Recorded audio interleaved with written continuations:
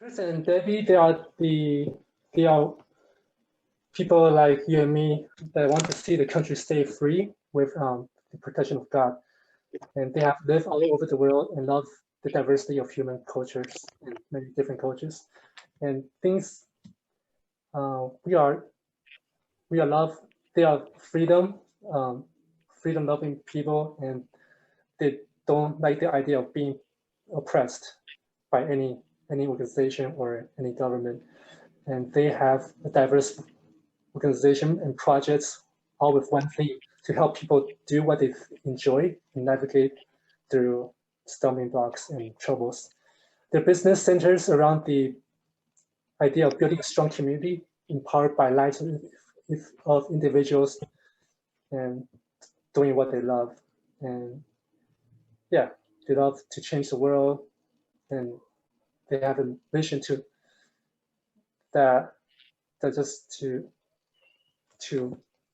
Virgin. Yeah, they want to talk about how this vision has materialized in Virginia and hope to spark a hope to other communities in our neighborhood. So Chris and Debbie, would you like to go ahead and take it away? Hello and good afternoon, and it's Chris and Debbie Cloud. We are in Northern Virginia, in about 50 miles west of Washington, D.C. And well, Debbie and I are very heavily involved in community involvement and community activities. Debbie, why don't you give a brief introduction, and we'll talk about the things that we're doing and how we start with what are we doing tonight? So about a year ago, after the COVID, we knew that there weren't going to be not that many people were getting sick and dying, and we'd been locked in our homes for a really long time. We had a whole bunch of folks reach out to us, and they wanted to get together. So we opted to throw a New Year's party at June 30th last year, 2020, to reboot the year and get people together, because we didn't like the direction of what was happening in our country. And some of the problems we saw faced when we lost Virginia a year ago, 2 years ago now. So we opened up our home on 5 acres and had a potluck bonfire, and over 150 people showed up. This was on a Tuesday night. The last day of June was 6 months into the year, and we figured, well, why don't we reboot the new year, and we'll call that New Year's 2.0. And we had 150 people show up. And people were really desperate for some socializing and some sense of normalcy. And Debbie and I getting together because they were upset with so many things that were happening, and their businesses being shut down, their lives being shut down, and their freedoms being taken away. So we had there was such a good reaction to that, or response to that bonfire. We had a nice big bonfire, and everybody brought a dish, and everybody had a great time. And so we decided to do that every month. And so we've been having a bonfire and a potluck where people bring a dish the last Saturday of every month since then. And it's been a year now. But and go ahead. Part of that is that it's not just about getting together and being social, but that we've had a lot of very diverse, like-minded people that are focused and concerned about the state of our affairs, about the politics. So we've had candidates from across our state. We've had people thinking about running for office. We've had elected officials. We've had movers and shakers from a wide variety of different cultures within America. And life experiences. And one of the things that's fascinated Debbie and I so much is the diversity of the people that have come to our events and have spoken at our events. And they come from China, they come from North Korea, they come from Taiwan, they come from Latin America, Venezuela, South America, and even Africa. We have a friend that emigrated from Rhodesia before the fall of before it fell to Zimbabwe. And these people, we were honored to have them speak to our audience, and they all shared a similar theme, which was they experienced true Marxism and communism, and they escaped it, and they came to America and they see the same threat happening in America, and how we must be more vigilant about what's happening, the threats that we have to our freedoms here in this country, not only with the COVID and the lockdowns, but with the whole critical theory issues. And election integrity is a huge issue. And so we've been very active in our school board, in our board of supervisors. And what I like to say is, if you can be involved locally, that has a really great effect and effect on your quality of life. And that's where we need to focus our efforts initially, is on local offices and local elections. Just like one of the questions they had for your last speaker, you know, do people respond, and do the emails and the phone calls, are they important? They are very important, because they need to have numbers, and they need to have documentation of what's happening to people, what their life experience is, what they need, what they want. And if they don't have the documentation, they can't hold it up and account for things. The hard part of it is the complexity. So we're having a lot of problems in Virginia with our school board. Loudoun County and Fairfax County are in the news all the time. Our problem is we do not have a governor and lieutenant governor and AG right now. The governor appoints the people to the Virginia school educational department, and they set the rules and the policies. And then you have laws coming out of the House and the Senate in Virginia that are run currently by the Democrats. And with those mandates, those laws, what they're allowed to choose, school boards, even if they're conservative and trying to work with the parents' interests and what's important to the children, then their hands are tied. They can't do anything, but parents don't understand that. So it is complex. How to make an effect. It's complex that all of this is interwoven and it's interconnected. Even a school board was recently in Fairfax taken over by parents that were concerned about critical race theory. And we just heard this morning that the PTA is going to cut down that charter, that they no longer have the power in their school system. A situation that was very similar to what happened on social media with Facebook, where the general consensus was, if you conservatives don't like how you're treated on Facebook, why, you're perfectly free to go out and start your own platform and do your own thing. And we did, and it became popular, and so they assassinated it. It was known as Parler. Now it still exists, but it's tiny. This school board, this PTA, was actually taken over. It was reelected, and we put conservatives in that school board. And so the state's answer, the state PTA's answer to that, is to abolish that chapter, because it's a threat to the Marxism that they're trying to implement. And we honestly believe that there are people that want to instill Marxism in America. And it's terrifying. So January 6th, we went with Matthew Trong to DC. He took 10 buses from Northern Virginia over to hear Trump speak and to be there on the mall.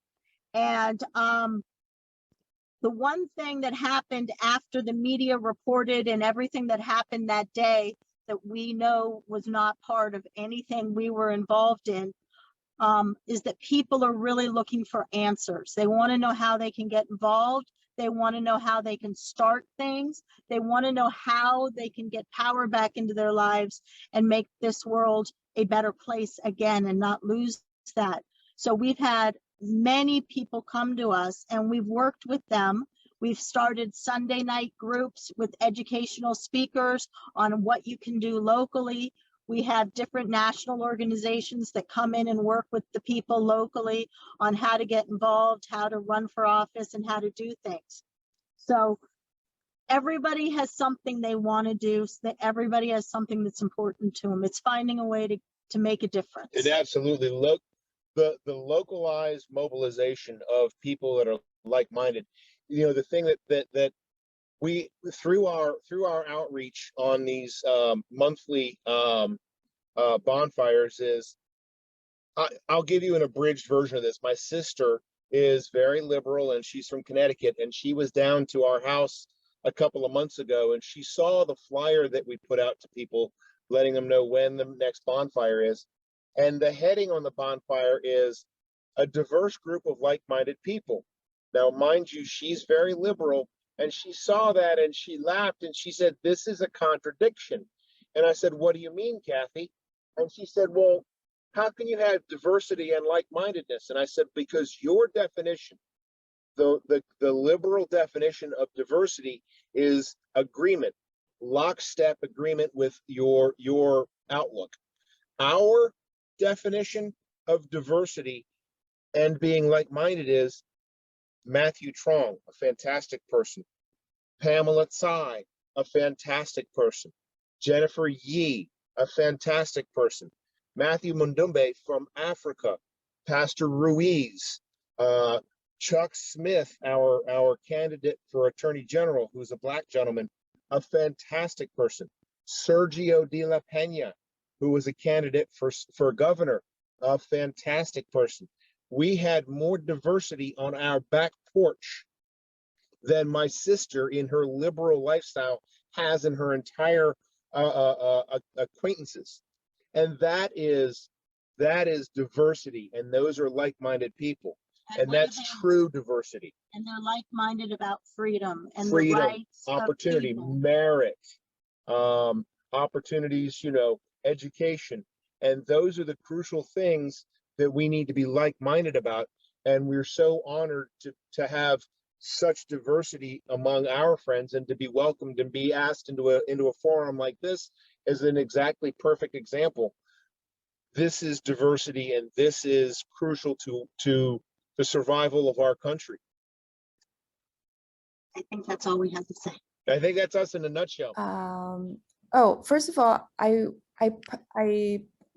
sent a screenshot on the chat room for everybody to see, and that is the bonfire event that Chris and Debbie was talking about.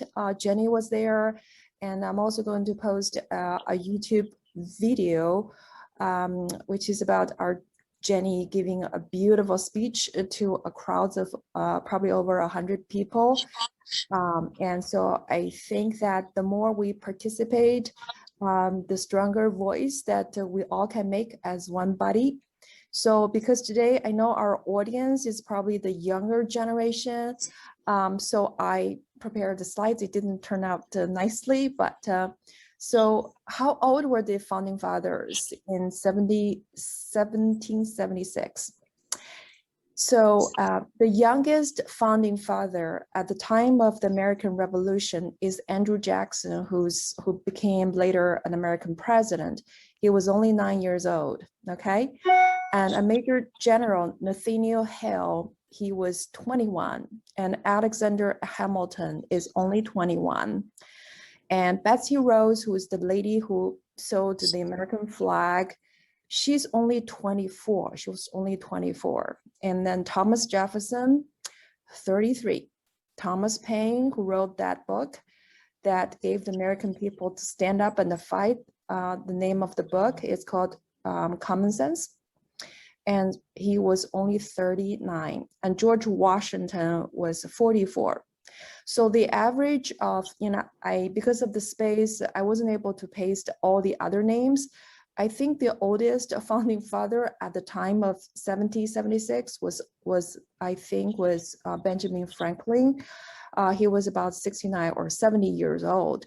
But the average age of the America's founding father during the Independence War was less than 40 years old, was about 35. So think about it. What are the young people doing right now? Are they, playing video games? Where are they? And then what can we do to make this country better? And I think that we can draw a lot of lessons from the previous generation who actually founded this country. And so I think that it really made me think that at the time of the American Revolution, where America was young, and there was people who were trying to fight a tyranny from a large empire, and people had nothing. They didn't have money, they didn't have ammunition, and they had lack experience, but they what they had was courage and belief in God. And I read a lot of books written by the American founding fathers. They talk about, they actually did get the inspiration and words coming from God and encouraging them and helping them to overcome all sorts of difficulties and adversity.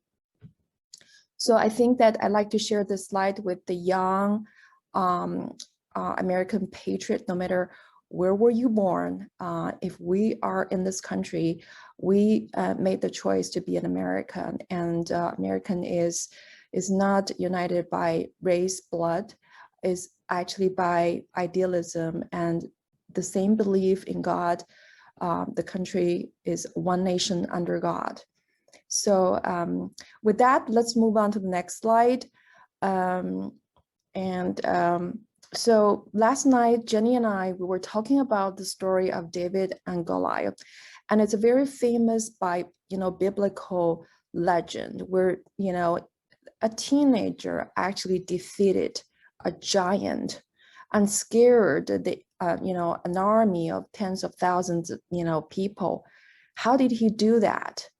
And Jenny and I, we were talking about some of the grassroots patriots who are actually going to run for office. They're running for US Congress and they're running for school boards, and they didn't have experience at all. And they didn't come from an elite family where they have parents who were involved in politics, like Nancy Pelosi. I mean, she came from a political family, he's her father, grandfather, I mean, they're all involved in politics.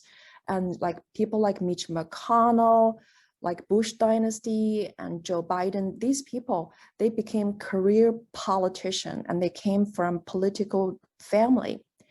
And so, but look at what America is facing right now. We're facing a big, big problem. And because people have lost their values and their faith in God, and they became such an easy prey to the corruption, and because it's all about money and power. And so I think that we were talking about some of the people we personally knew, they're housewives and they didn't have any experience, like Marjorie Taylor, and a personal friend of mine as Liz Piper Loomis. She is a stay-at-home mom, a housewife in South Carolina, and now she's traveling all over the country. She was at the border, the Mexican border, and she attended the patriotic meetings to meet with people. I mean, she had no experience and she has no financial backing. She didn't have like large corporations or institutional backup, but she is running. And those are the people I think we should support, because they're running on faith.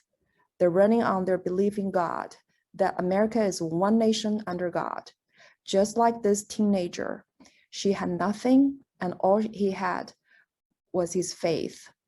And so I think that, I think it's quite an inspirational story that we can actually make ourselves a modern tale of David and Goliath. So yeah, so I think that concludes my sharing today, and I hope you find it helpful. Thank you so much for having me today.